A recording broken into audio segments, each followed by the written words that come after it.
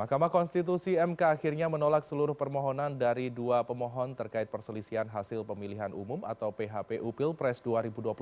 Sejumlah pihak menilai putusan ini sudah bisa ditebak sebelumnya sekaligus membahayakan masa depan politik nasional. 5 dari 8 hakim MK menolak seluruh permohonan dari dua pemohon, yakni pasangan Capres-Cawapres nomor urut 1, Anies Baswedan, Muhaimin Iskandar, dan paslon nomor urut 3, Ganjar Pranowo, Mahfud MD. 3 hakim lainnya memiliki pendapat berbeda atau dissenting opinion.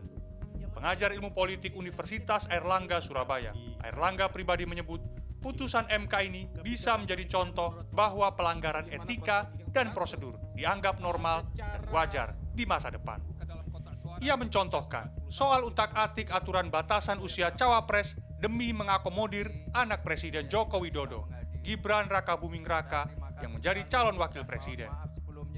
Pertama, bahwa hal ini akan melemahkan pentingnya dimensi etika politik kemudian dalam segenap kontestasi politik yang berlangsung dalam tatanan demokrasi.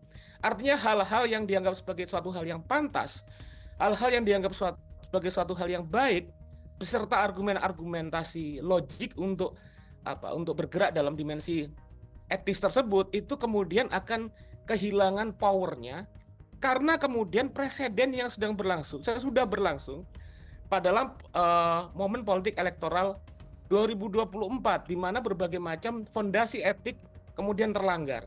Dan ternyata sampai pada penjaga konstitusi yang menjaga etika, terus kemudian hukum dan konstitusi, tidak memberikan sanksi atau tidak menjadi kekuatan yang menghalangi pelanggaran etik itu berlangsung. Airlangga menyayangkan putusan MK soal perubahan batas umur, penyimpangan bansos, dan pengerahan aparatur negara tidak dianggap bermasalah. Airlangga mencontohkan, bansos jelas diberikan mendekati pemilu sehingga menguntungkan paslon yang terafiliasi dengan presiden. Ia khawatir pada pemilu selanjutnya modus semacam ini akan terus digunakan karena MK tidak memandangnya sebagai suatu masalah. Hal senada disampaikan pengajar ilmu hukum tata negara Universitas Negeri Surabaya, Hananto Widodo. Ia menilai mayoritas hakim konstitusi lebih mengedepankan demokrasi prosedural ketimbang substansial.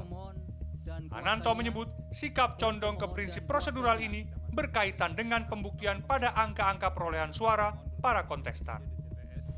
Terlebih, suara presiden dan wakil presiden terpilih Prabowo Subianto, Gibran Rakabuming Raka dengan dua kandidat lainnya jauh selisihnya.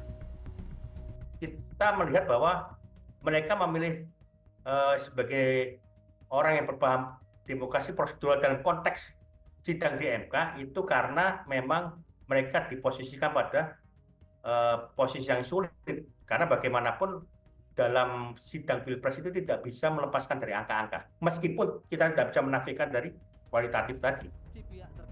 Namun baik Airlangga maupun Hananto sepakat, sikap 3 hakim konstitusi yang memiliki pendapat berbeda atau dissenting opinion, yakni Hakim Konstitusi Saldi Isra, Eni Nurbaningsi, dan Arif Hidayat, menunjukkan bahwa pemilu dan demokrasi di Indonesia tidak baik-baik saja.